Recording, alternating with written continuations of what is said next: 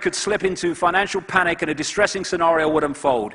More banks could fail, including some in your community. The stock market would drop even more, which would reduce the value of your retirement account. The value of your home could plummet. Foreclosures would rise dramatically. And if you own a business or a farm, you'd find it harder and harder, expensive to get credit. More businesses will close their doors and millions of Americans could lose their jobs.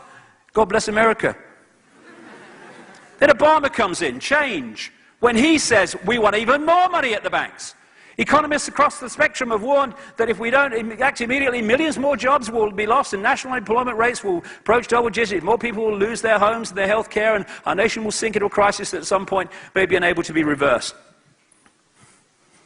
Different mask, same face. Be afraid, be very afraid. The big bad monster's coming now that we've invented him. Economic crisis. And just a puppet.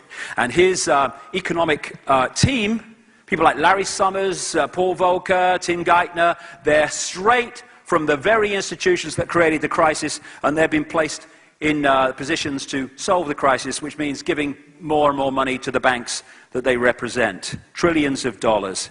And they're talking about it being the bigger crisis than the 1930s. In many ways, on many levels, I think that's absolutely right. What they want, and I've been saying this since November now, what they want, and with two-thirds there, don't want to be the bringer of bad news, but, you know, let's face it, was to crash the economy first of all and create a massive problem.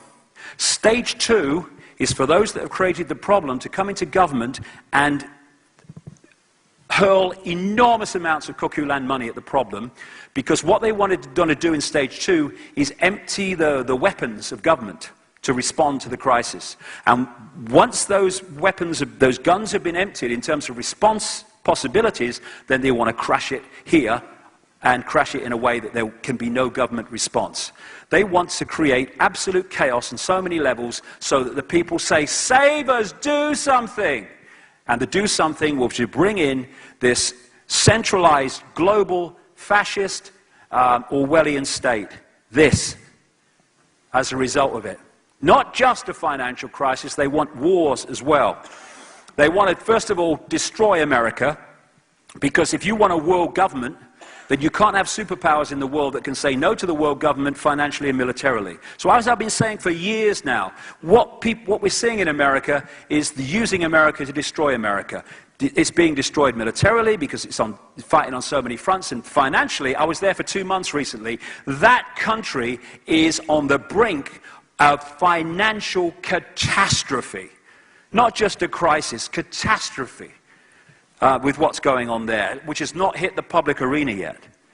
And the other thing they want in problem, reaction, solution is people to riot and be violent in response to what's going on, because then they've got a problem that they can offer the solution to, which is increases in the police state to meet the problem of violent reaction of the public to the problems they've created, and also to justify putting people into these concentration camps, you can only call them, holding centers they're called, which exist all over the world, particularly in America, under an organization called FEMA, Federal Emergency Management Agency. Again, people around the conspiracy research world have been talking about this now for 10 years, and it's coming to pass. And you know, I don't believe in violence. I will not be violent. I will not be violent. I don't care what the situation is. I do want to be violent. I'm not going to add my energy to that crap. But a lot of people would be in response to this, and to do that, you need to get rid of their guns. That's why when Hitler came in, he wanted to disarm the population, because then a big problem of resistance had gone. It's Rahm Emanuel that is now leading the campaign in America to take away more and more guns from the population, because he knows that an armed population prepared to use them in certain situations makes them much more difficult to control. But I would say this, Martin Luther King, the limitation of riots, moral questions aside, is that they cannot win, and their participants know it. Hence, rioting is not revolutionary but reactionary, because it invites defeat. It involves an emotional catharsis, but it must be followed by a sense of futility. And what we need is not to riot, not to be violent, not even to go in mass protests, so be my guest if people want to do that. But they're not frightened of protests, this gang. They're terrified of us not complying with our own enslavement. And when we stop doing that, they've lost their power.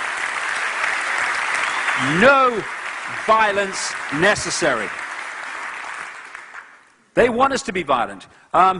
Inside job, problem, reaction, solution, 9/11. Won't go into all that now, but it's been well documented. But another classic one. And interestingly, 1997, the Grand Chessboard, Brzezinski book. Moreover, as America becomes an increasingly multicultural society, it may find it more difficult to fashion a consensus on foreign policy issues, except in the circumstances of a truly massive and widely perceived direct external threat.